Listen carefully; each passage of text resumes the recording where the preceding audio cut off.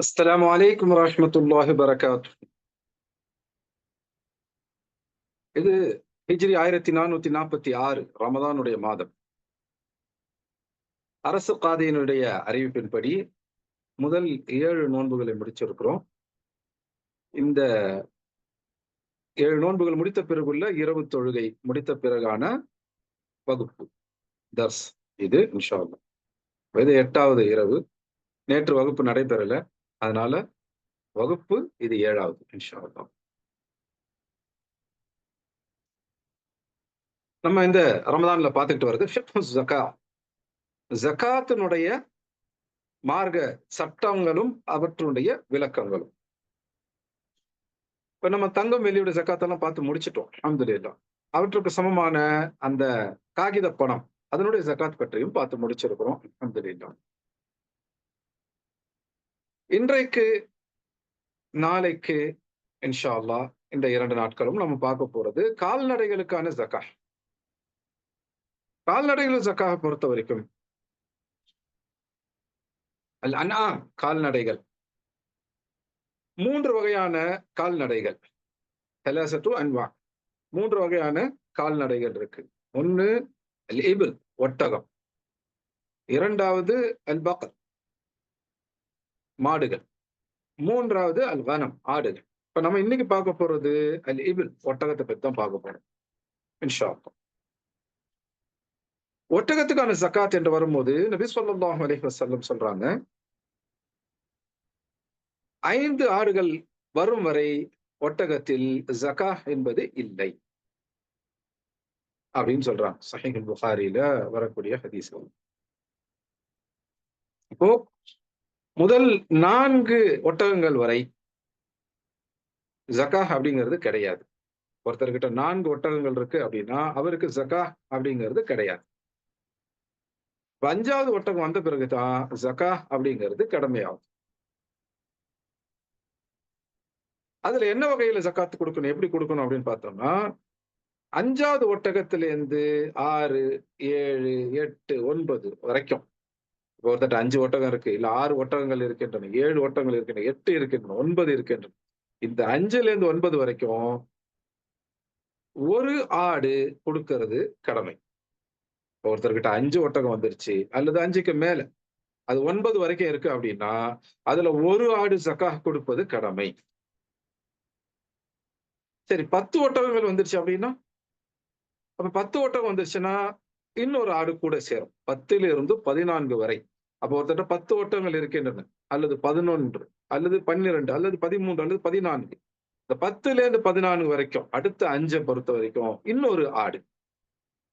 அப்ப ஒருத்தர்கிட்ட 4 ஒட்டகங்கள் இருக்கு, இவருக்கு ஜக்காத் கடமை இல்லை.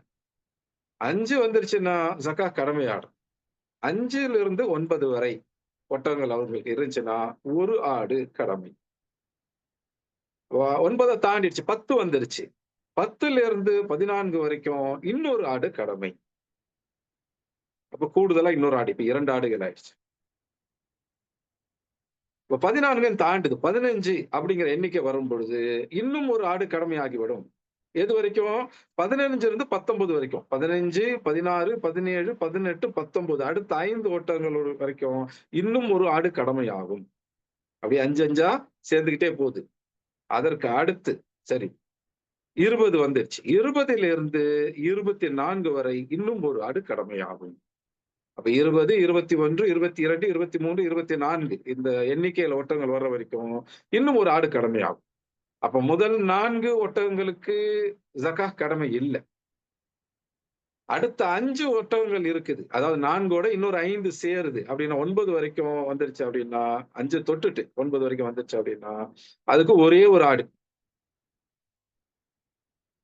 10 தொட்டுருச்சு அப்படின்னா, அதிலேருந்து அடுத்த 5க்கு 10லிருந்து 14 வரை இன்னும் ஒரு ஆடு. 15 தொட்டுடுச்சுன்னா அடுத்த 5க்கு 15லிருந்து 19 வரை இன்னும் ஒரு ஆடு. இந்த 19 தாண்டி 20 தொட்டுடுச்சுன்னா 20லிருந்து 24 வரை அடுத்த 5 ஒட்டகங்களுக்கு இன்னும் ஒரு ஆடு. அப்ப முதல் 4 ஒட்டகங்கள் வரைக்கும் ஜக்காத் கடமை இல்ல. 5லிருந்து 24 வரைக்கும் பார்த்தீங்கன்னா 5, 5, 5ஆக பார்ப்போம். ஒவ்வொரு 5க்கும் ஒரு ஆடு அப்படிங்கிறது கடமையாயிடும். அப்ப 24 ஒட்டகங்கள் இருந்துச்சு அப்படின்னா 4 ஆடுகள் ஜக்காத் கொடுக்கிறது கடமையாயிடும். சரி, அப்ப 24 வரைக்கும் இது. 25 வந்துருச்சுன்னா, நான் இப்ப சொல்லக்கூடிய வார்த்தைகளை கவனிச்சுக்கங்க. 25 வந்துருச்சுன்னா, 25ல இருந்து 35 வரை, அடுத்த 11 வரைக்கும் 25 தொட்டுட்டோம் அப்படின்னா 25, 26, 27, 28, 29, 30 ஒட்டங்கள் இருக்கு. 31 இருக்கு. 32, 33, 34, 35, 35 வரைக்கும் ஒரு பின்த் மஹாத் என்று சொல்லப்படக்கூடிய பெண் ஒட்டகம் கொடுக்கப்படும். பின்த் மஹாத்னா என்ன பார்ப்போம். முதல்ல இந்த எண்ணிக்கைகளை முடிச்சிருவோம். அதுக்கப்புறம் ஒண்ணு ஒண்ணா பார்ப்போம் இன்ஷா அல்லாஹ். அப்போ 25ல இருந்து 35 வரை, அடுத்த 11க்கு ஒரு பின்த் மஹாத் என்று சொல்லக்கூடிய பெண் ஒட்டகம் கொடுக்கப்படும். சரி, அந்த 35 தாண்டிடுச்சு, 36 தொட்டுடுச்சு அப்படின்னா 36ல இருந்து 45 வரைக்கும் அடுத்த 10க்கு பின்த் லபூன் அப்படிங்கிற வகையான பெண் ஒட்டகம் கொடுக்கப்படும். அப்போ 25ல இருந்து 35 வரைக்கும் உள்ள 11 ஒட்டகங்களுக்கு என்ன கொடுக்கணும்? இப்போ ஒரு பின்த் மஹாத் அப்படிங்கிற பெண் ஒட்டகம் கொடுக்கணும். இப்ப வந்து இது சரி, 35 தாண்டிடுச்சு. 36ல 45 வரைக்கும் பின்த் லபூன். 45 தாண்டிடுது. 46ல இருந்து 60 வரை அடுத்த 15 ஒட்டகங்கள். 46 இருக்கு. அதுல இருந்து 47, 48, 49, 50, 51ல இருந்து 60 வரைக்கும், அடுத்த இந்த 46ல இருந்து 60 வரைக்கும் ஒரு ஹிக்கா என்று சொல்லக்கூடிய பெண் ஒட்டகம். ஹிக்கா என்று சொல்லக்கூடிய வகையிலான பெண் ஒட்டகம். அப்ப 25ல இருந்து 35 வரைக்கும் பின்த் மஹாத். 36ல இருந்து 45 வரைக்கும் பின்த் லபூன். 46ல இருந்து 60 வரைக்கும் ஹிக்கா. 60க்கு மேல போகுது 61. 61ல இருந்து 75 வரைக்கும் ஜதஅ என்று சொல்லக்கூடிய வகையிலான பெண் ஒட்டகம் கொடுக்கப்படும். 61ல இருந்து 70 வரைக்கும் ஜதஅ. அப்போ மறுபடியும் சொல்ற கவனிச்சீங்க. 4 வரைக்கும் 4 ஒட்டகங்கள் வரைக்கும் ஜக்காத் இல்ல. அதுக்கப்புறம் 5 5ஆ பார்க்கிறோம். 5ல இருந்து 9 வரை ஒட்டகங்கள் இருந்துச்சு. எண்ணிக்கையிலான ஒட்டகங்கள் இருந்துச்சுன்னா ஒரு ஆடு. 10ல இருந்து 14 வகையான எண்ணிக்கையில ஒட்டகங்கள் இருந்துச்சுன்னா இன்னும் ஒரு ஆடு. 15ல இருந்து 19 வரை அடுத்த 5க்கு இன்னும் ஒரு ஆடு. 19ல இருந்து 24 வரைக்கும் அடுத்த 5 வகைக்கு இன்னொரு ஆடு. அப்ப 24 வரைக்கும் ஆடு தான். 25 தொட்டுடுச்சு அப்படின்னா இதுக்கப்புறம் ஆடை கொடுத்து ஜக்காத் கொடுத்து முடிக்க முடியாது. மாறா என்ன கொடுக்கணும்? இன்னொரு பெண் ஒட்டகத்தை கொடுக்கணும். அது என்ன வகையான பெண் ஒட்டகம்? வயதை பொறுத்து பெண் ஒட்டகங்களுக்கு இந்த பெயரை வச்சிருக்கிறாங்க. என்னன்னா பின்த் மஹாத், பின்த் லபூன், ஹித்தா, ஜதஅ அப்படின்லாம் பேர் வச்சிருக்கிறாங்க. இதெல்லாம் என்ன? இதை நம்ம இப்ப பார்த்துருவோம் இன்ஷா அல்லாஹ். இந்த 4 வகைகள், இந்த பெயர்கள் இருக்கு இல்லையா? இந்த பேரெல்லாம் பார்த்துருவோம். இப்ப இந்த 4மே பார்த்தீங்கன்னா பெண் ஒட்டகங்கள் தான். எதுவுமே ஆண் ஒட்டகம் இல்ல. ம். பின்த் மஹாத் அப்படின்னா என்ன அப்படிங்கறத நம்ம முதல்ல பார்க்கிறோம். பின்த் மஹாத் அப்படின்னா என்ன? 25 ஒட்டகங்கள் அப்படிங்கிற எண்ணிக்கை தொட்டுட்டோம்னா அதுல இருந்து உங்கள்ட்ட 25 இருக்குதோ, 26 இருக்குதோ, 27 இருக்குதோ, 28, 23, 30 இருக்குதோ, அல்லது 31, 32, 33, 34, 35, 35 வரைக்கும் 25ல 35 வரைக்கும் உங்க எண்ணிக்கையிலான ஒட்டகம் இருந்துச்சுன்னா பின்த் மஹாத் என்ற வகையிலான ஒட்டகம் ஜக்காத் கொடுக்கப்பட வேண்டும். பின்த் மஹாத் அப்படின்னா என்ன? இது பெண் ஒட்டகம், ஆண் ஒட்டகம் அல்ல. ஒரு வயது பூர்த்தியான பெண் ஒட்டகம். ஒண்ணு முடிஞ்சிருச்சு. 1லிருந்து 2 வயசு வரைக்கும். 1 முடிஞ்சிருச்சு, 2 வயசை நோக்கி நகர்ந்துகிட்டு இருக்கு. அப்ப 1லிருந்து 2 இந்த வயசுடைய பெண் ஒட்டகத்திற்கு பின்த் மஹாத் அப்படின்னு பேர். மஹாதனுடைய பெண் பிள்ளை அப்படின்னு பேரு. மஹாத் அப்படின்னா என்ன? கருவுற்று இருக்கக்கூடிய ஒரு பெண் ஒட்டகத்திற்கு இந்த பேரை சொல்லுவாங்க மஹாத். அப்ப பின்த் மஹாத் அப்படின்னா என்ன? கருவுற்று இருக்கக்கூடிய ஒரு பெண் ஒட்டகத்தினுடைய குட்டி. இதுவும் ஒரு பெண் ஒட்டகம் தான். இதனுடைய வயது 1 முடிஞ்சிருக்கணும். 1 வயது முடிந்து 2 வயதை நோக்கி நகர்ந்துகிட்டு இருக்கணும். அப்ப 1 வயதிலிருந்து 2 வயது வரை உள்ள ஒரு பெண் ஒட்டகம். இதுக்கு தான் பின்த் மஹாத் அப்படின்னு பேர். ஏன் அதுக்கு பின்த் மஹாத்? மஹாதினுடைய பெண் பிள்ளை அப்படின்னு பேர் வருதுன்னா அதனுடைய தாய் இந்த குட்டியை ஈன்ற பிறகு மறுபடியும் கருவுற்று இருக்கும். அப்ப கருவுற்று இருக்கக்கூடிய இன்னொரு பெண் ஒட்டகத்தினுடைய பிள்ளை அப்படிங்கிற பெயர் வரக்கூடிய அர்த்தத்துல இதை வச்சிருக்கிறான்.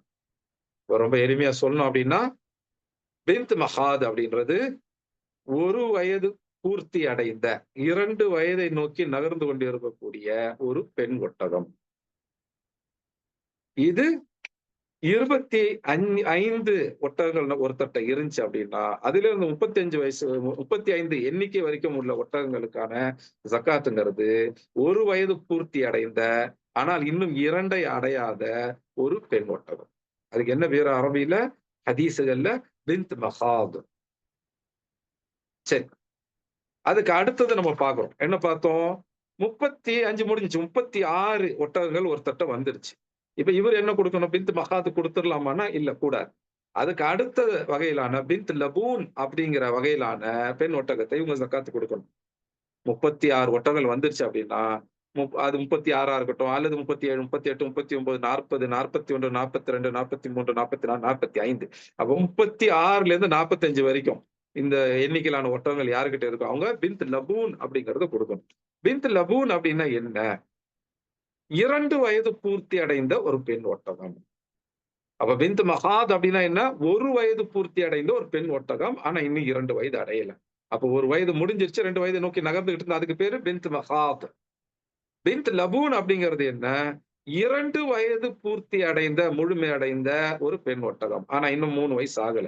அப்ப 2 முடிந்து 3ஐ நோக்கி நகர்ந்து கொண்டிருக்கக்கூடிய ஒரு பெண் ஒட்டகம். அதுக்கு பிந்த் லபூன் அப்படின்னு பேரு. ஏன் இதுக்கு பிந்த் லபூன் அப்படின்னு பேர் வந்துச்சு அப்படின்னா, லபன் அப்படின்னா பால். பிந்த் லபூன் அப்படின்னா என்ன? பால் கொடுக்கக்கூடியவருடைய மகள் அப்படின்னு அர்த்தம். அப்போ பிந்த் மகாத் பார்த்தோம். பிந்த் மகாத்னா என்ன? கருவுற்று இருக்கக்கூடிய ஒட்டகத்தினுடைய மகளான ஒரு பெண் ஒட்டகம். அதுக்கு 1 வயசு முடிஞ்சிரும். இப்ப பிந்த் லபூன் அப்படிங்கிறது அதே மாதிரி தான். அதே ஒட்டகம் 2 வயச தாண்டிடுச்சு அப்படின்னா, 2 வயசு முடிஞ்சிருச்சு, 3 வயசு நோக்கி நகர்ந்துகிட்டு இருக்குன்னா, இதுக்கு என்ன பேரு? பிந்த் லபூன் அப்படின்னு பேரு. ஏன் இதுக்கு பிந்த் லபூன் அப்படின்னு பேருன்னா, இதனுடைய தாய் ஒட்டகம் புல்ல பெற்று முடிச்சிருக்கும். புல்ல பெற்றுட்டு தன்னுடைய அந்த குட்டிக்கு, புதுசாக பிறந்த அந்த ஒட்டக குட்டிக்கு பால் ஊட்டிக் கொண்டு இருக்கும். லபன் அப்படிங்கிறது பால். அப்ப அந்த லபன் ஊட்டக்கூடிய, பால் ஊட்டக்கூடிய ஒட்டகத்திற்கு லபூன் அப்படின்னு பேரு. பால் ஊட்டக்கூடிய ஒட்டகத்திற்கு, பெண் ஒட்டகத்திற்கு லபூன் அப்படின்னு பேரு. பால் ஊட்டிக் கொண்டு இருக்கக்கூடிய ஒரு பெண் ஒட்டகத்தினுடைய பெண் பிள்ளை. அதான் இந்த ஒட்டகம். இப்ப நம்ம ஜக்காத் கொடுக்க போற ஒட்டகம். அதுக்கு பிந்த் லபூன் அப்படின்னு பேரு. இந்த பெயர்களுடைய பின்னணியை நான் சொல்றேன். நீங்க இவ்வளவு ஞாபகம் வச்சுக்கணும்னு அவசியம் இல்ல. பிந்த் மகாத் அப்படின்னா 1 வயது பூர்த்தி அடைந்த ஒரு பெண் ஒட்டகம். ஆனா இன்னும் 2 வயது பூர்த்தி அடையல. 1 வயதிலிருந்து 2 வயது வரைக்கும் இருக்கக்கூடிய பெண் ஒட்டகம். அதுக்கு பிந்த் மகாத் அப்படின்னு பேரு. பிந்த் லபூன் அப்படின்னா என்ன? இதுவும் பெண் ஒட்டகம் தான். ஆனா 2 வயதுகள் பூர்த்தி அடைந்திருக்கும். அப்ப 2 வயது பூர்த்தி அடைந்து 3ஐ நோக்கி நகர்ந்து கொண்டிருக்கும். இன்னும் 3 அடைஞ்சிருக்காது. அப்ப 2 வயசு முடிஞ்சா இன்னும் 3 வயசு ஆகாத பெண் ஒட்டகத்துக்கு என்ன பேரு? பிந்த் லபூன். இதுக்கு அடுத்தது இருக்கு. அடுத்தது என்ன? 45 ஒட்டகம் தாண்டிடுச்சு. 46 ஒட்டகங்கள் அப்படிங்கிற எண்ணிக்கைய ஒருத்தவங்க தொட்டுட்டாங்க. 46லேருந்து 60 வரைக்கும் அடுத்த 15 ஒட்டகங்களுக்கு அவங்க என்ன ஜக்காத் குடுக்கணும்? 46 தொட்டுடுச்சுன்னா, அவங்கட்ட 47, 48, 49, 60ஆ இருக்கட்டும். இல்ல 61லேருந்து 70 வரைக்கும் அ ச சாரி 46லேருந்து 50, 50லேருந்து 60. 46 தொட்டுருச்சுன்னா 47, 46, 47, 48, 49, 50. அதுக்கப்புறம் 51லேருந்து 60 வரைக்கும். இந்த 15 ஒட்டகங்கள் இருந்துச்சுன்னா, என்ன செய்யணும்? 46, 45 முடிஞ்சு 1 ஒட்டகம் கூடுதலாக இருந்தாலும் சரி, அல்லது இன்னும் 15 ஒட்டகங்கள் கூடுதலாக இருந்தாலும் சரிதான். 46லேருந்து 60 வரைக்கும் அவங்க குடுக்க வேண்டிய ஒட்டகத்துக்கு பேர் என்ன? ஹித்தா அப்படின்னு பேரு. ஹித்தா அப்படின்னா என்ன? 3 வயது பூர்த்தி அடைந்த ஒரு பெண் ஒட்டகம். 3 வயது பூர்த்தி அடைந்த பெண் ஒட்டகம். அதுக்கு என்ன பேரு? ஹித்தா அப்படின்னு பேரு. ஏன் இதுக்கு ஹித்தா அப்படின்னு பேரு? ஹிக்கா அப்படின்னு வந்துருச்சுன்னா, இது இன்னொரு ஆண் ஒட்டகத்தோடு சேருவதற்கு தயாராகி விட்டது அப்படின்னு அர்த்தம். ஹித்தா அப்படிங்கிறதுக்கு என்ன அர்த்தம்? இன்னொரு ஆண் ஒட்டகத்தோடு சேருவதற்கு, இணை சேருவதற்கு, ஜோடி சேர்றதுக்கு தயாராகிவிட்ட ஒரு பெண் ஒட்டகம். அதுக்கு தான் என்ன பேரு? ஹித்தா. அப்போ ஒரு பெண் ஒட்டகத்தை எந்த வயசுல ஒரு ஆண் ஒட்டகத்தோட சேர விடுவாங்க? 3 வயது முடிஞ்சிரும். 3 வயது முடிஞ்சு 4ஐ நோக்கி நகர்ந்துகிட்டு இருக்கும். அப்ப பின்த் மஹாத் என்ற நிலையில் இருக்கும் பொழுது அது ஒட்டக குட்டி தான். ஒரு வயசு முடிஞ்சிருக்குது. பின்த் லபூன் அப்படின்னு வரும்பொழுது இப்பயும் ஒட்டக குட்டி தான். ஆனா வளர ஆரம்பிச்சுச்சு. 2 வயசு முடிஞ்சிருச்சு. ஹித்தா அப்படின்னு வரும்பொழுது இப்போ இது வளர்ந்துருச்சு. பருவ வயதை அடைந்த ஒரு பெண் ஒட்டகம். இப்ப இது இன்னொரு ஆண் ஒட்டகத்தோட ஜோடி சேர வைக்க முடியும். இப்ப இந்த ஒட்டகமே குட்டி போடுறதுக்கு தயாராயிடுச்சு. அந்த மாரி ஒட்டகத்துக்கு தான் ஹித்தா அப்படின்னு பேரு. அப்ப ஒட்டகத்த பொறுத்தவரைக்கும் பருவ வயதுங்கிறது என்ன? 3 வருஷம் முடிஞ்சிருச்சு அப்படின்னா, அது பருவ வயதை அடைந்து விட்டது அப்படின்னு அர்த்தம். ஜோடி சேருவதற்கு தயாராகி விட்டதுன்னு அர்த்தம். அதனால அதுக்கு ஹித்தா அப்படின்னு பேரு. இது எத்தன ஒட்டகங்கள் இருந்தால் 46ன்ற எண்ணிக்கை தொட்டுட்டா. அதிலேருந்து அ அடுத்த 15க்கு 46லேருந்து 60 வரைக்கும் ஹிக்தா குடுத்தோம். சரி 60 தாண்டிட்டாங்க. ஒருத்தர்கிட்ட 61 ஒட்டகங்கள் இருக்கின்றன. 61 ஒட்டகங்கள். அதிலேருந்து 75 வரைக்கும் அடுத்த 15க்கு அவர் என்ன குடுக்கணும்? ஜதஅ ஜதஅ அப்படிங்கிற வகையான ஒட்டகத்த குடுக்கணும். இது என்ன ஜதஅ? மறுபடியும் அதேதான். 4 வயசு பூர்த்தி அடைந்த ஒட்டகம். இப்ப ஹதீஸ்ல உள்ள வார்த்தைகள் இதெல்லாம். எது? பின்த் மஹாத், பின்த் லபூன், ஹித்தா, ஜதஅ இதெல்லாம் இது சம்பந்தப்பட்ட ஹதீஸ்ல வரக்கூடிய வார்த்தைகள். இதெல்லாம் புகாரியில அனஸ் இப்னு மாலிக் ரலியல்லாஹு அன்ஹு அறிவிக்கிறதாக வருது. அனஸ் இப்னு மாலிக் ரலியல்லாஹு அன்ஹு அவங்க அபூபக்கர் ரலியல்லாஹு அன்ஹு கலீஃபாவாக ஆட்சியில் இருக்கும்போது பஹ்ரைன் பகுதிக்கு கவர்னராக அனுப்பப்பட்டார். பஹ்ரைன்னா இன்னைக்கு நம்ம வரைபடம் எடுத்து பார்க்கலாம். மேப் எடுத்து பார்க்கலாம். பஹ்ரைன் அப்படின்னு ஒரு நாடு தெரியும். ஆனா அந்த காலத்துல ரசூலுல்லாஹ் காலத்துல, ஸஹாபா காலத்துல பஹ்ரைன் அப்படிங்கிறது இன்றைய பஹ்ரைன் மட்டும் அல்ல. இந்த பஹ்ரைனுக்கு மேற்கு பக்கமா இருக்கக்கூடிய பல தரைப்பகுதிகள், லேண்ட் போர்ஷன்ஸ் எல்லாம் உள்ளடக்குனது தான் அன்றைய பஹ்ரைன். அப்ப அந்த காலத்து பஹ்ரைனுங்கிறது கொஞ்சம் பெரிய ஏரியா. இன்றைய பஹ்ரைனுங்கிறது ஒரு சின்ன நாடு தான். ஆனா அன்றைய பஹ்ரைனுங்கிறது இன்றைக்கு மேப்ல பார்க்கிற பஹ்ரைனும், அதற்கு மேற்கு பகுதியில அந்த அரபு நிலப்பகுதி, அரபு தீபகற்பம், அரபு பெனின்சுலான்னு சொல்றாங்க இல்லையா? அதுல உள்ள பல நிலப்பகுதிகளும் உள்ளடக்கியது. அதுதான் அன்றைய பஹ்ரைன். அப்ப அந்த பகுதிக்கு இவங்க கவர்னராக அனுப்பப்பட்டிருந்தப்போ, யாரு? அனஸ் இப்னு மாலிக் கவர்னரா அனுப்பப்பட்டிருந்தப்போ, அவங்களுக்கு ஜக்காத் எந்தெந்த விஷயங்கள்ல எவ்வளவு, குறிப்பா கால்நடைகள்ல ஜக்காத் எவ்வளவு என்று கலீஃபாவாக இருந்த முஸ்லிம்களுடைய ஆட்சி தலைவராக இருந்த அபூபக்கர் ரலியல்லாஹு அன்ஹு அவங்க ஒரு கடிதம் அனுப்புறாங்க. அந்த கடிதத்துல என்ன இருக்கு? ரசூலுல்லாஹி ஸல்லல்லாஹு அலைஹி வஸல்லம் என்னிடத்தில் கால்நடைகளுக்கு இப்படி ஜக்காத் கொடுக்கணும் அப்படின்னு சொல்லி இருந்தாங்க அப்படின்னு அபூபக்கர் ரலியல்லாஹு அன்ஹு அந்த கடிதத்துல சொல்றாங்க. அப்ப செய்தி யாருகிட்ட இருந்து? ரசூலுல்லாஹி ஸல்லல்லாஹு அலைஹி வஸல்லம் கிட்ட இருந்து அபூபக்கர் ரலியல்லாஹு அன்ஹுக்கு அந்த செய்தி வருது. அந்த செய்தி அனஸ் இப்னு மாலிக் ரலியல்லாஹு அன்ஹுக்கு அனுப்பப்படுது. எப்படி அனுப்பப்படுது? கடிதம் மூலமாக அனுப்பப்படுது. அப்ப அதுக்கு முன்னாடி அனஸ் இப்னு மாலிக் ரலியல்லாஹு அன்ஹுக்கு இந்த விஷயம் தெரியுமா அப்படின்னா, தெரியும்னு சொல்றதுக்கு இல்ல. தெரியாது அப்படின்னு தான் சொல்லலாம். அப்போ அபூபக்கர் ரலியல்லாஹு அன்ஹு விஷயத்த கடிதம் மூலமா அனுப்புறாங்க. அப்ப இது என்ன? இது இன்னொரு விஷயத்துக்கு கூட ஒரு ஆதாரமா எடுத்துக்கலாம். எந்த விஷயத்துக்கு? Long distance learning. டிஸ்டன்ஸ் லேர்னிங்க்கு இது ஒரு ஆதாரமா எடுக்கலாம். கடிதங்கள் மூலமாக சஹாபா காலத்துல மார்க்க சம்பந்தப்பட்ட கல்வி அனுப்பப்படுது. அபூபக்கர் ரலியல்லாஹு அன்ஹு கடிதம் அனுப்புறாங்க. அந்த கடிதத்தை அனஸ் இப்னு மாலிக் பெற்றுக்கொள்றாங்க. அதுல என்ன இருக்கு? ஜக்காத்தினுடைய சட்டங்கள் இருக்கின்றன. அப்ப மார்க்க சட்டங்களை எழுத்து வடிவில ஒருத்தர்ட்ட இருந்து இன்னொருத்தருக்கு அனுப்பலாம். அதை படித்து அவங்க தெரிந்து கொள்ளலாம்.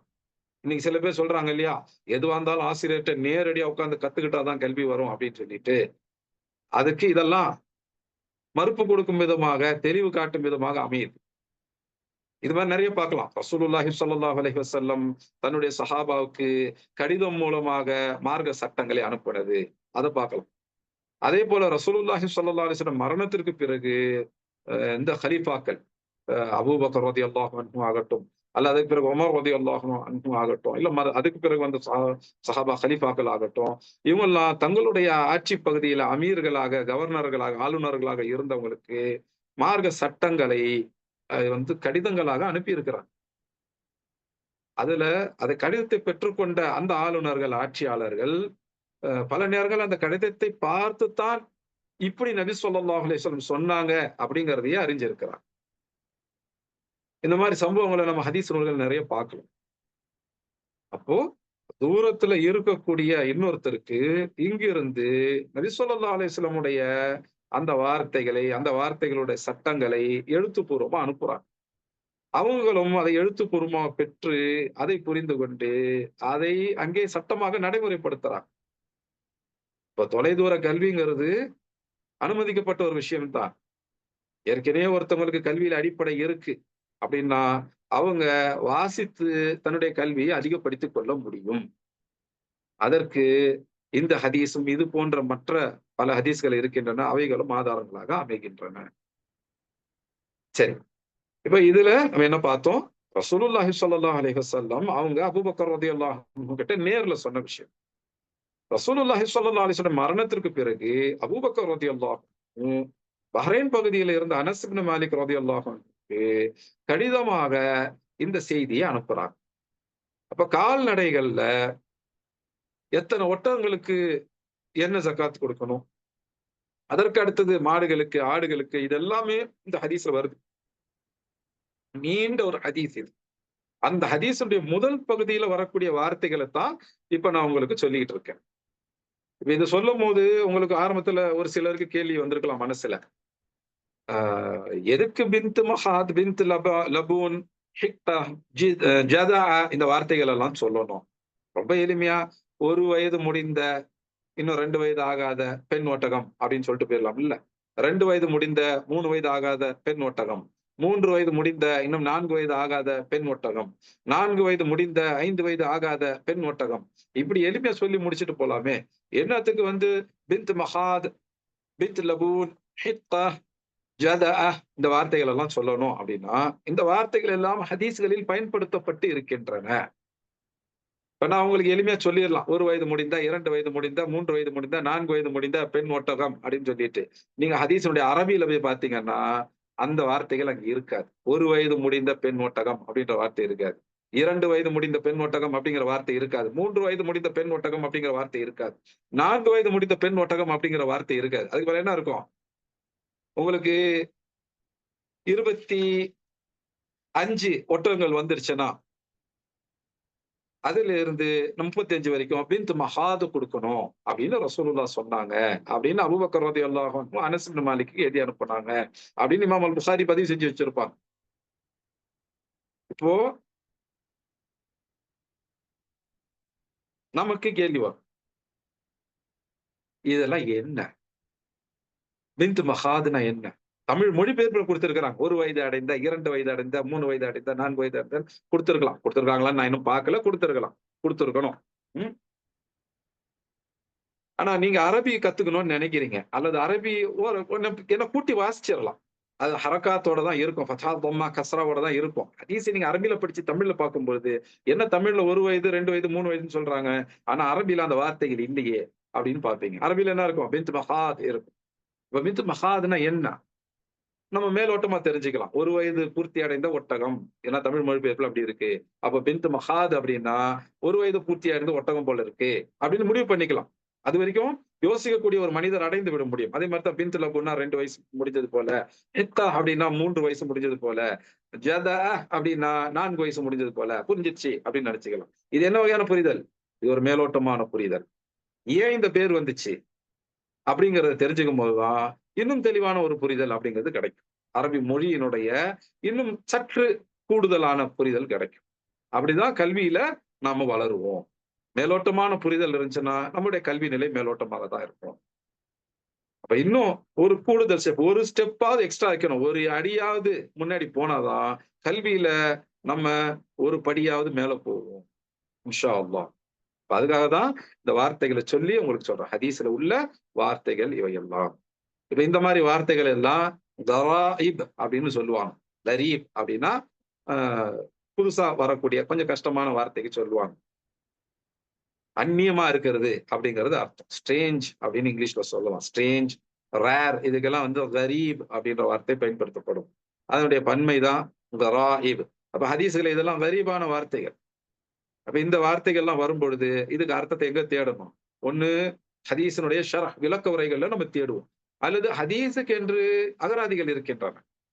ஹதீஸுக்குன்னே டிக்ஷனரி இருக்கு. குர்ஆனுடைய கடினமான வார்த்தைகளுக்குன்னு சொல்லி அகராதி இருக்கு. உதாரணத்துக்கு ராகிப் அல் அஸ்ஃபஹானி உடைய அல் முஃப்ரதாத். அது வந்து அல் முஃப்ரதாத் ஃபி கராயிபில் குர்ஆன் அப்படிங்கிற பேர்ல அச்சுல இருக்கும். முஃப்ரதாத் அப்படின்னு சொல்லுவாங்க இத. இது வந்து குர்ஆன்ல உள்ள கடினமான வார்த்தைகளுக்கு தெரிஞ்சுக்கிறதுக்காக நம்ம பார்க்கக்கூடிய ஒரு அகராதி. இப்ப அரபி அகராதின்னா எல்லா விஷயத்துக்கும் பொதுவான டிக்ஷனரிய பார்க்க மாட்டாங்க. அகராதிய பார்க்க மாட்டாங்க. அந்தந்த துறைக்கு என்று அகராதிகள் இருக்கின்றன. இப்ப குர்ஆனுடைய கடினமான வார்த்தைகள்னா, ராகிப் அல் அஸ்ஃபஹானியுடைய கிதாப் மாதிரி வெவ்வேறு கிதாபுகள் இருக்கின்றன. அல் ஃபர்ராவுடைய மஆனி வல் குர்ஆன் அந்த மாரி வெவ்வேறு அகராதிகள் இருக்கின்றன. அது பிரபலமானது ராகிப் அல் அஸ்ஃபஹானியுடையது. அதே போல ஹதீஸ்ல பாத்தீங்கன்னா, அந்த மாரி ஹதீஸ்ல கடினமான வார்த்தைகளுக்கு விளக்கம் கொடுக்கப்பட்டு, தனி அகராதிகள் எல்லாம் தொகுக்கப்பட்டு இருக்கின்றன.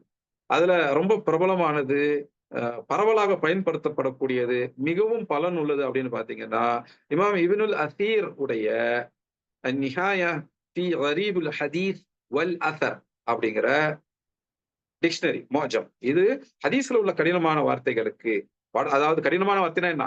சாதாரணமா அன்றாட வாழ்க்கையில புழக்கத்துல இல்லாத அரபி வார்த்தைகள். அப்ப அது கொஞ்சம் புதுசா இருக்கும். அதனுடைய விரிவான, துல்லியமான விளக்கங்கள் வேணும் அப்படின்னா, இந்த மாதிரி இதற்கென்று மஆஜிம் அகராதிகள் இருக்கின்றன. டிக்ஷனரிகள் இருக்கு. இதெல்லாம் நம்ம படிக்கணும். அதே போல ஹதீஸ் விளக்க நூல்கள் இருக்கின்றன. இது வந்து ஸஹீஹ் புகாரில வருது அப்படின்னா, இதுக்கான விளக்கம் ஸஹீஹ் புகாரியினுடைய விரிவான விளக்கங்கள். உதாரணத்துக்கு இப்னு ஹஜருடைய ஃபத்ஹுல் பாரி அதுலலாம் வரும் இன்ஷா அல்லாஹ். இப்ப இது வந்து பாத்தீங்கன்னா, சுனன் அபீ தாவூதுல இதை இமாம் அபூ தாவூத் பதிவு செஞ்சிருக்கிறான். எத? இந்த விளக்கங்களை.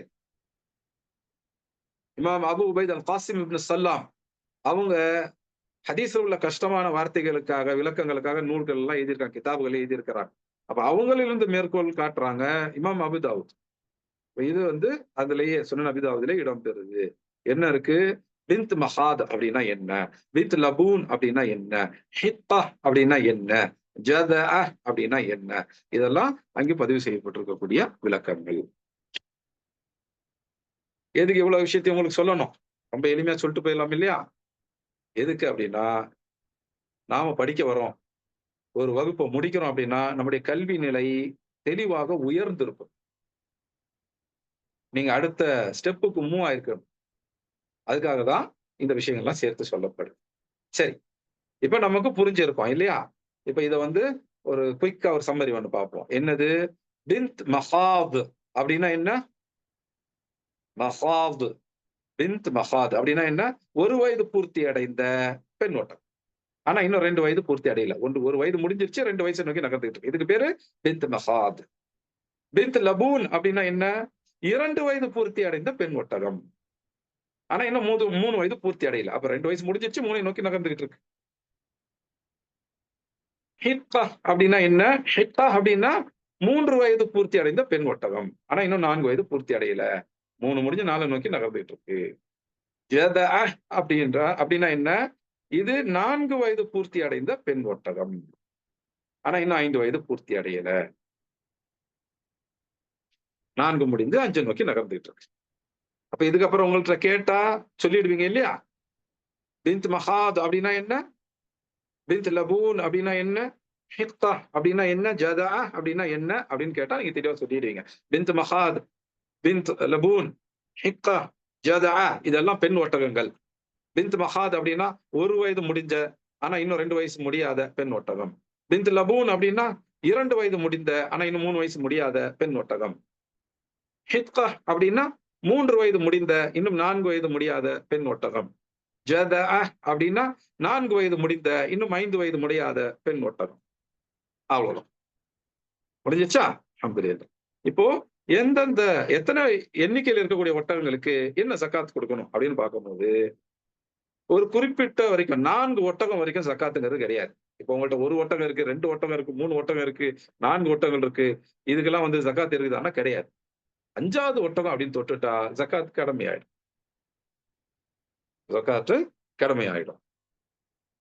5 ஒட்டகம் இருந்துச்சுன்னா, எத்தன என்ன குடுக்கணும்? ஆடு குடுக்கணும். 5லேருந்து 9 வரைக்கும் 1 ஆடு குடுத்தா போதும். சரி, இப்ப 10 ஒட்டகம் வந்துருச்சு. இப்ப என்ன குடுக்கணும்? இப்பவும் 1 ஆடு தான் குடுக்கணும். 10 ஒட்டகத்திலேருந்து 14 ஒட்டகம் வரைக்கும் நம்மகிட்ட இருக்கும்போது, இன்னும் ஒரு ஆடு கொடுக்கணும். அப்ப 2 ஆடுகள் கொடுக்கணும். 4 வரைக்கும் வந்து எதுவுமே கிடையாது. 5ல வந்துருச்சுன்னா 5லேருந்து 9 வரைக்கும் ஒரு ஆடு. இப்ப நம்மகிட்ட வந்து 9ல 10 வந்துருச்சு அப்படின்னா 2 ஆடு கொடுக்கணும். 10லேருந்து 14 வரைக்கும் 2 ஆடுகள். 14 தாண்டி 15 தொட்டுட்டோம் அப்படின்னா 3 ஆடுகள் கடமையாயிடும். அப்ப 15லேருந்து 19 வரைக்கும் இன்னும் ஒரு ஆடு. இப்ப 19லேருந்து 24 வரைக்கும் இன்னும் ஒரு ஆடு. அப்படியே ஒரு ஆடா சேரும். நம்மகிட்ட 24 வருது. 4 வரைக்கும் ஜக்காத் கிடையாது. 5லேருந்து 9 வரைக்கும் ஒரு ஆடு. 10லேருந்து 14 வரைக்கும் இன்னும் ஒரு ஆடு. 15லேருந்து 19 வரைக்கும் இன்னும் ஒரு ஆடு. அதாவது 3வது ஆடு. 19லேருந்து 24 வரைக்கும் இன்னும் ஒரு ஆடு. 4வது ஆடு. இப்ப 24 வரைக்கும் ஆடு தான் குடுக்கும். 25 ஒட்டகங்கள் வந்துருச்சுன்னா, இப்ப 1 ஒட்டகம் குடுத்தாகணும். 1 ஒட்டகம்னா என்ன வயசு? ஆண் ஒட்டகமா? பெண் ஒட்டகமா? சின்ன வயசு குடுக்கலாமா? பெரிய வயசு குடுக்கலாமா? அப்படிலாம் வரும்போது, ரசூலுல்லாஹி ஸல்லல்லாஹு அலைஹி வஸல்லம் தெளிவா சொல்லிர்றாங்க.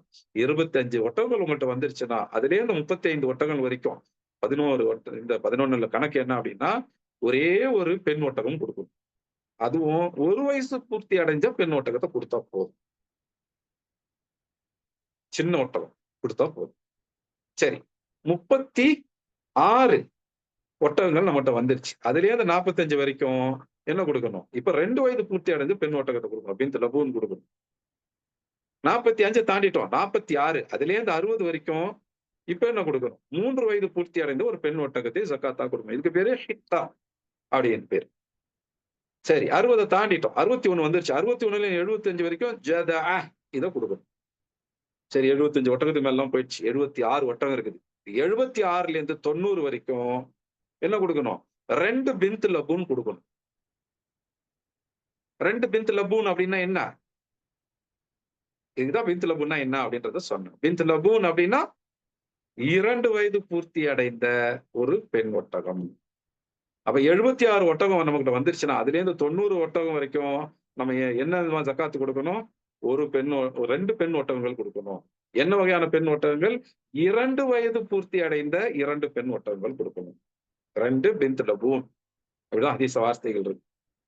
சரி 90 தாண்டிடுச்சு. 91 ஒட்டகங்கள் ஒருத்தர்ட்ட இருக்கு. அதிலேருந்து 120 வரைக்கும். அடுத்த 30 ஒட்டகங்களுக்கு என்ன ஜக்காத் குடுக்கணும்? 2 ஹித்தா குடுக்கணும். ஹித்தா அப்படின்னா என்ன? 3 வயது பூர்த்தி அடைந்த பெண் ஒட்டகம். எத்தனை குடுக்கணும்? 2 குடுக்கணும். அப்போ முதல்ல ஆடு, ஆடு, ஆடு, ஆடு. 24 வரைக்கும் ஆடுகள் தான். 25 தொட்டுருச்சுன்னா ஒட்டகம் வந்துரும். 25ல 35க்கு ஒரு பெண் ஒட்டகம் 1 வயது பூர்த்தி அடைந்தது. 36லேருந்து 45 வரைக்கும் ஒரு பெண் ஒட்டகம் 2 வயது பூர்த்தி அடைந்தது. 46லேருந்து 60 வரைக்கும் ஒரு பெண் ஒட்டகம் 3 வயது பூர்த்தி அடைந்தது. 61லேருந்து 75 வரைக்கும் ஒரு பெண் ஒட்டகம் 4 வயது பூர்த்தி அடைந்தது. அப்ப இது வரைக்கும் ஒரு ஒட்டகங்கள் தான். வயசு தான் மாறுது. 1 முடிஞ்சு 1 வயசு முடிஞ்சது, 2 வயசு முடிஞ்சது, 3 வயசு முடிஞ்சது, 4 வயசு முடிஞ்சது அப்படின்ட்டு. 76 தாண்டும்போது 76லேருந்து 90 வரைக்கும் 2 அப்படிங்கிற எண்ணிக்கை வந்துருச்சு. என்ன வந்துருச்சு? 76லேருந்து 90 வரைக்கும் 2 பின்த் லபூன். பின்த் லபூன்னா என்ன? 2 வயது பூர்த்தி அடைந்த பெண் ஒட்டகம். 2 குடுக்கணும். 91லேருந்து 120 வரைக்கும் 2 ஹித்தா அப்படிங்கிறது குடுக்கணும். சரி. இதுக்கு மேல உள்ள கணக்குகள் இருக்கின்றன. நம்ம அவ்வளவு விரிவா போகல. ஏன் போகல? ஏன்னா இவ்வளவு ஒட்டகம்லாம் நம்ம வச்சிருக்க போறது இல்ல. நம்ம ஊர்ல ஒட்டகம் வளர்ப்பு அப்படிங்கிறது இல்ல. நம்ம ஊர்லன்னா எத சொல்றேன் நானு? இந்திய நாடுல உள்ள தமிழ்நாடு மாநிலத்துல நாமெல்லாம் வசிக்கிறோம். இதுல வேற வேற நாடுகள்ல வசிக்கக்கூடிய தமிழ் பேசக்கூடியவங்க கூட இத நீங்க கவனிக்கலாம். அப்போ அது வந்து இலங்கையாக இருக்கலாம், மலேசியா, சிங்கப்பூராக இருக்கலாம். இல்ல அரபு நாடுகள்ல வேலைக்காக போய் அங்கேயே குடும்பங்களோடு தங்கி இருக்கக்கூடிய அல்ல தனியா இருக்கக்கூடியவங்களாவும் இருக்கலாம். பொதுவாக தமிழ் பேசக்கூடிய மக்களுக்கிட்ட ஒட்டகம் அப்படிங்கிறது அவ்வளவா அறிமுகம் இல்லாத ஒரு விலங்கு. முஸ்லிம்கள்ட்ட இது வந்து அரபு நாடு போனதுனால, நம்ம வந்து மார்க்க கிதாபுல படிச்சதுனால ஒட்டகம் அப்படிங்கிறத படிக்கிறோம். ஒட்டகத்தை நாம வளர்ப்போமா அப்படின்னா, ஒட்டக வளர்ப்பு அப்படிங்கிறது நான் அறிந்த வகையில இன்னும் தமிழ்நாட்டுல வரல. பரவலா ஆவல.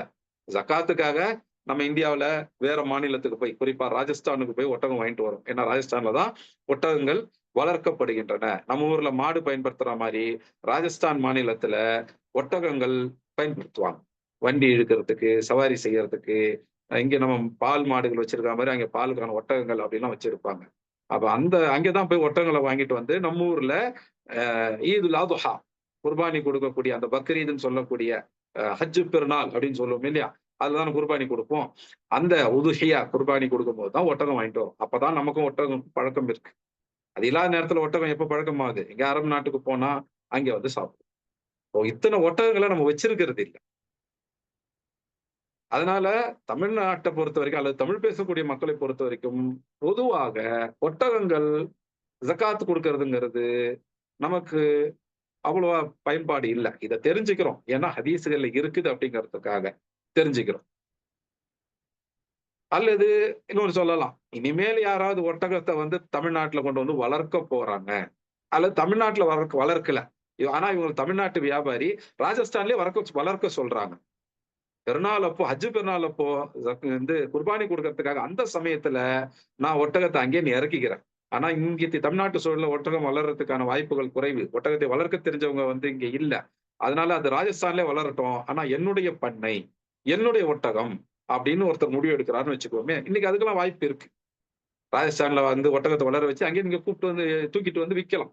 மாடு இது லாரிகள்ல ஏற்றிட்டு வந்து விக்கலாம். மாடு வாங்கிட்டு வரா மாரி, ஆடு வாங்கிட்டு வரா மாரி ஒட்டகத்தையுமே அங்கிருந்து டிரான்ஸ்போர்ட்ல கொண்டு வந்து விக்கலாம்.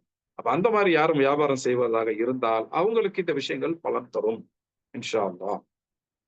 அல்லது இல்லங்க தமிழ்நாட்டிலேயுமே வறண்ட பகுதியெல்லாம் இருக்கு. ராமநாதபுரம் மாவட்டத்துல சில பகுதிகள்லாம் வந்து நெறைய மணலோட இருக்கக்கூடிய பகுதிகள். ராஜஸ்தான் அளவுக்கு இல்லைனாலும், அந்த பகுதி கொஞ்சம் வறண்ட பகுதி தான். இந்த பகுதியில நாங்க பேரிச்சம் கண்ணெல்லாம் நட்டு வச்சு பேரிச்ச மரங்கள்லாம் வளருது. அப்படின்னு சிலர் சொல்றாங்க. அது உண்மையும் கூட. அந்த பகுதியில நாங்க ஒட்டகத்தையுமே இனிமேல் வளர்க்க போறோம். ஒரு ஒட்டக பண்ணை போடப் போறோம் அப்படின்னு சொல்லி இனிமேல் தமிழ்நாட்டு முஸ்லிம்கள் யாரும் முடிவெடுக்கலாம். தருமபுரி பகுதிகள்ல அந்த மாரி வறண்ட பகுதிகள்ல சிலர் நாங்க வந்து பேரிச்சங்கன்னு போட்டு மரமா வளர்ந்துகிட்டு இருக்கு. அங்கேயுமே வந்து நாங்க ஒட்டகம் வளர்க்கிறோம்னு முடிவெடுக்கலாம். அப்படிலாம் இருந்தா பலன் தரும். இல்லையா? இன்ஷா அல்லாஹ். வேற எங்க பலன் தரும்? மார்க்கத்தை கத்துக் குடுக்கிறவங்களுக்கு பலன் தரும். நான் உங்களுக்கு கத்துக் குடுக்குறேன். நான் தெரிஞ்சுக்கிறது அவசியம். வேற யாருக்கு பலன் தரலாம்? யாராவது இங்கேருந்து அரபு நாட்டுக்கு போய் ஒட்டக பண்ணையில வேலை செய்றாங்க அப்படின்னா, இத்தன ஒட்டகத்துக்கு இத்தன ஆடு தரணுங்க. இத்தன ஒட்டகத்துக்கு இந்த மாரி ஒட்டகங்கள் ஜக்காத் குடுக்கணுங்க. அப்படின்னு ஒட்டக பண்ணையினுடைய மேலாளர், மேனேஜர் கிட்ட சொல்லலாம். இல்ல ஒட்டக பண்ணையினுடைய ஓனரே இருப்பார். அவர்கிட்ட சொல்லலாம். அவங்களுக்கு தெரியாதயே நீங்க கத்துக் குடுக்கவும் செய்யலாம். ஏன்னா கல்விங்கிறது எங்க இருந்தாலும் இன்னொருத்தவங்களுக்கு பலன் தரக்கூடியது. அப்போ ஒட்டகத்துடைய ஜக்காத் அப்படிங்கிறத நம்ம ஏன் படிச்சோம்? ரசூலுல்லாஹி ஸல்லல்லாஹு அலைஹி வஸல்லம் ஒட்டகத்துக்கு ஜக்காத் இருக்குன்னு சொன்னாங்க. அப்ப கால்நடைகளுக்கான ஜக்காத்தை பத்தி பார்க்கும்போது, ஒட்டகத்துக்கான ஜக்காத்த ரசூலுல்லாஹ் சொன்னாங்கன்ற அடிப்படையில நம்ம தெரிஞ்சுக்கிறோம். நாம ஒட்டகங்களோட நாளைக்கு பயன்பாட்டுல வரலாம். நாமளே ஒட்டகத்த வச்சு பிசினஸ் பண்ணணும்னு முடிவு எடுக்கலாம். அப்ப அந்த நேரத்துக்கு இது தேவைப்படும் இன்ஷா அல்லாஹ். ஒட்டகத்த நம்ம ஒட்டக பண்ணை உருவாக்கி, ஒட்டகத்த வாங்கி வந்து எடுத்துக்கொண்டு வந்து நம்ம ஊர்ல விக்கிறோம் அப்படின்னா, அப்போ இந்த எண்ணிக்கைக்கு நாம உரியவங்கள ஆவலாம். நமக்கு ஜக்காத் கடமையாகும். இல்ல அடுத்தவங்களுக்கு சொல்லலாம். நம்ம ஒட்டக பண்ணையில வேலை செய்றோம். நமக்கு மேல மேனேஜர் இருக்கலாம். இல்ல நம்மளே கூட மேனேஜரா இருக்கலாம். இல்ல நம்ம அரபு நாட்டு முதலாளியோ, இல்ல அரபு நாட்டு நண்பர்களோ இருப்பாங்க. அவங்களுக்கு கூட ஜக்காத்துடைய சட்டங்கள் தெரியாம இருக்கலாம். நம்ம அவங்களுக்கு சொல்லிக் குடுக்கலாம். அரபிகள் தான் நமக்கு சொல்லிக் குடுக்கணும்னு இல்ல. நம்மகிட்ட கல்வி இருந்தா நாமும் அரபிகளுக்கு சொல்லி தரலாம். இன்ஷா அல்லாஹ். அந்த கோணத்துல ஒட்டகத்துக்கான ஜக்காத் அப்படிங்கிறத நம்ம தெரிஞ்சுக்கிட்டோம். இப்ப இதுல இன்னும் கூடுதல் விவரங்கள் இருக்கின்றன. ஒட்டகத்துக்கு நான் வந்து உங்களுக்கு 90ங்கிற எண்ணிக்கை வரைக்கும் சொன்னேன். 90லேருந்து 120 வரைக்கும் சொல்லியாச்சு. 2 ஹெக்டா குடுக்கணும் அப்படின்ட்டு. இதுக்கு மேலான எண்ணிக்கை வந்துச்சுன்னா 40க்கு இவ்வளோ, 50க்கு இவ்வளோ அப்படிங்கிற கணக்குகள்லாம் இருக்கு. வந்து நமக்கு வந்து பிராக்டிகலா அதெல்லாம் தெரிஞ்சு இப்போ ஒண்ணும் ஆக போறதில்ல. அதனால இந்த எண்ணிக்கையோட நிறுத்துறேன் இன்ஷா அல்லாஹ். ஸோ ஒட்டகத்த பொறுத்தவரைக்கும் முதல் 4 ஒட்டகங்கள் வரைக்கும் ஜக்காத் இல்ல. 5 தொட்டுட்டோம்னா ஜக்காத் கடமையாயிடுது. 5லேருந்து 9 வரைக்கும் 1 ஆடு. 9 தாண்டிட்டோம். 10 தொட்டுட்டோம். இப்போ இன்னும் 1 ஆடு ஆகும். இன்னும் 1 ஆடு சேரும். 2 ஆடுகள் குடுக்கிறதாயிடும். 10லேருந்து 14 வரைக்கும். 14 தாண்டியாச்சு. 15 தொட்டுட்டோம். அப்படின்னா இன்னும் 1 ஆடு. அதாவது 3 ஆடுகள் ஒட்டுமொத்தமாக நம்ம குடுக்க வேண்டியிருக்கும். 15லேருந்து 19 வரைக்கும் இருந்துச்சுன்னா, மொத்தம் 3 ஆடுகள் குடுக்கணும். 19 தாண்டிட்டோம். 20லேருந்து 24 வரைக்கும் அப்படின்னு வரும்பொழுது, 4வதா இன்னொரு ஆடு சேரும். மொத்தம் 4 ஆடுகள் ஜக்காத் குடுக்க வேண்டியது. 25ங்கிற எண்ணிக்கை தொடும் பொழுது, இதுக்கப்புறம் ஆடுலாம் குடுத்தா வந்து போதாது. இதுக்கப்புறம் ஒட்டகம் தான் கொடுக்கணும். ஆனா என்ன விதமா ஒட்டகம் கொடுக்கணும்? வயதுல மூத்த ஒட்டகமா, பெரிய ஒட்டகமான்னா இல்ல. 1 வயது முடிந்த ஒரு பெண் ஒட்டகம். ஆண் ஒட்டகம் கிடையாது. பெண் ஒட்டகம் தான் கொடுக்கப்படும். அதுக்கு சில நேரங்கள்ல மாற்று ஆண் ஒட்டகம் குடுப்பாங்க. ஆனா பொதுவான நடைமுறை நபி ஸல்லல்லாஹு அலைஹி வஸல்லம் நமக்கு சொன்னது, வழக்கமான நடைமுறை அப்படிங்கிறது, பெண் ஒட்டகம் 1 வயது பூர்த்தி அடைந்தது. இது 25லேருந்து 35 வரைக்கும். 36 தொட்டுட்டோம்னா 36ல 45 வரைக்கும் ஒரு பெண் ஒட்டகம் 2 வயது பூர்த்தி அடைந்தது. ஆனா இன்னும் 3 வயதை அடையாது. சரி, அதையும் தாண்டிட்டோம். 46 தொட்டுட்டோம். இப்போ ஒரு பெண் ஒட்டகம் 3 வயது பூர்த்தி அடைந்தது. ஆனா இன்னும் 4 வயதை பூர்த்தி செய்யாதது. 46லேருந்து 60 வரைக்கும் இருக்கு. 61லேருந்து 75 வரைக்கும் ஒரு பெண் ஒட்டகம் தான். ஆனா 4 வயதை பூர்த்தி செய்த பெண் ஒட்டகம். சரி, 76 தாண்டியாச்சு. 76லேருந்து 90 வரைக்கும் 2 பெண் ஒட்டகங்கள் குடுத்தாகணும். எந்த வகையான பெண் ஒட்டகங்கள்? 2 வயது பூர்த்தி அடைந்த பெண் ஒட்டகங்கள். 91ல 120 வரைக்கும் 2 பெண் ஒட்டகங்கள் குடுக்கணும். ஆனா இவை 3 வயது பூர்த்தி அடைந்ததாக இருக்கும். இதுதான் ஒட்டகத்துக்கான ஜக்காத். ஒட்டகத்துக்கான விஷயங்கள்ல இன்னும் சில விஷயங்கள் இருக்கு. அது நம்ம நாளை வகுப்புல பார்ப்போம் இன்ஷா அல்லாஹ். அதேபோல மாடுகள்ல எத்தன மாடுகள் இருந்தா என்ன ஜக்காத் குடுக்கணும்? ஆடுகள்ல எத்தனை ஆடுகள் இருந்தா என்ன ஜக்காத் குடுக்கணும்? அ அந்த விஷயங்களையும், இது தொடர்பான இன்னும் சில விஷயங்களையும் இன்ஷா அல்லாஹ் நாளைய வகுப்புல நம்ம பார்ப்போம். இன்றைய வகுப்பு நம்ம இதோட முடிக்கிறோம் இன்ஷா அல்லாஹ். இப்ப இன்னைக்கு என்ன பார்த்தோம்? ஒட்டகத்துக்கான ஜக்காத் எது? அப்படிங்கிறத பார்த்தோம். இத நம்ம வந்து சஹீஹ் புகாரியுடைய ஹதீஸ் மூலமாக பார்த்தோம். அதுல இந்த வார்த்தைகள் எல்லாம் பயன்பாட்டுல வந்தது. இன்றைக்கு நம்ம ஒட்டகம் சம்பந்தமாக அ அதனுடைய வயதினுடைய கோணத்திலிருந்து நம்ம புதிதாக 4 வார்த்தைகளை கற்றுக்கொண்டிருக்கோம். ஹதீஸ்ல வரக்கூடிய வார்த்தைகள். அவை என்னன்னா, பின்த், மஹாத், பின்த் லபூன், ஹித்தா, ஜதஅ. இதுதான். இந்த 4ஐ கற்றுக்கொண்டு இருக்கோம். அப்ப இதிலிருந்து நம்ம ஒரு சைட் பெனிஃபிட், நேரடியா அந்த பாடத் தொடர்பு இல்லைனாலும் நம்ம வந்து பெற்றுக்கொண்ட இன்னொரு பலன் என்ன? அபூபக்கர் ரலியல்லாஹு அன்ஹு, அனஸ் இப்னு மாலிக் ரலியல்லாஹு அன்ஹுக்கு கடிதம் மூலமா இந்த ஹதீஸை அறிவிக்கிறாங்க. அப்ப அனஸ் இப்னு மாலிக் கிட்ட இருந்து அவங்களுடைய மகனுடைய மகன் மூலமாக இந்த ஹதீஸ் வந்து அறிவிப்பாளர் தொடரா நமக்கு வந்து சேருது. சஹீஹ் புகாரியில். இப்ப கடிதம் மூலமாக கல்வி தொடர்பான விஷயங்களை அனுப்ப முடியும். அதை பெற்றுக்கொள்றவங்க கடிதத்தை வாசித்தே அதை புரிந்து கொள்ள முடியும். அப்போ இது வந்து தொலைதூர கல்வி, லாங் டிஸ்டன்ஸ் லேர்னிங் அப்படிங்கிறதுக்கு ஒரு ஆதாரமாக அமையுது. அப்ப நேர்ல உட்கார்ந்தாதான் கல்வி அப்படிங்கிறது இல்ல. எழுத்து வடிவில வாசித்தும் கல்வியை பெற்றுக்கொள்ளலாம் அப்படிங்கிறதுக்கு இது ஆதாரம் அமையுது அப்படிங்கிற ஒரு ஒரு பலனையும் நம்ம இதுல பார்த்தோம். அல்ஹம்துலில்லாஹ். இது தொடர்பான கேள்விகள் இருந்தால், அ அதை இப்ப பதில் சொல்லப் போறதில்ல.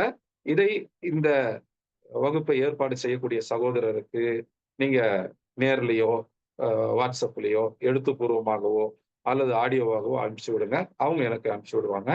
அ இந்த தலைப்பு கால்நடைகளுக்கான ஜக்காத், அது சம்பந்தப்பட்ட கேள்விகள் எல்லாவற்றையும் ஒன்றாக தொகுத்து பதில் சொல்லிருவோம் இன்ஷா அல்லாஹ். அப்ப இப்ப கேள்விகள் இருந்தால் அவருக்கு அனுப்பி விடுங்க. அல்லது அவருடைய எண் தெரியாது. இப்ப நான் ஆன்லைன்ல அட்டெண்ட் பண்ணிட்டு இருக்கேன். எனக்கு பேசக்கூடிய என்னுடைய எண் தான் தெரியும் உங்களுக்கு அப்படின்னா, எனக்குமே கூட நேரடியா அனுப்பி விடலாம் இன்ஷா அல்லாஹ். யாருக்கு இந்த நிகழ்ச்சி ஏற்பாடு செய்யக்கூடிய சகோதரர் எண் தெரியுமோ நேரடியா அவருக்கு அனுப்புங்க. அவரிடமிருந்து எனக்கு கேள்விகள் வரட்டும் இன்ஷா அல்லாஹ். கேள்விகளை ஒன்றா தொகுத்து வச்சுக்கிட்டு பதில் சொல்றேன் இன்ஷா அல்லாஹ். ஏன்னா நீங்க கேட்கக்கூடிய கேள்விக்கான பதில் நாளை வகுப்புக்காக என்று நான் ஆல்ரெடி குறிச்சு வச்சிருக்கலாம் இன்ஷா அல்லாஹ்.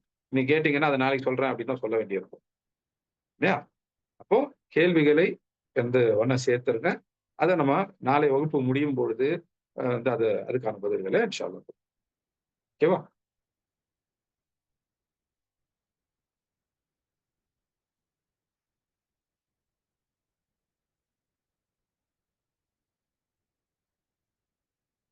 ஓகே. ஜஸாக்குமுல்லாஹ் கைரா. இப்போ இன்றைய பாடத்தை நம்ம இதோட முடிச்சுக்குவோம். سبحانك اللهم وبحمدك أشهد أن لا إله إلا أنت وأستغفرك وأتوب إليك. اللهم صل وسلم على نبينا وعلى آله وصحبه. الحمد لله رب العالمين.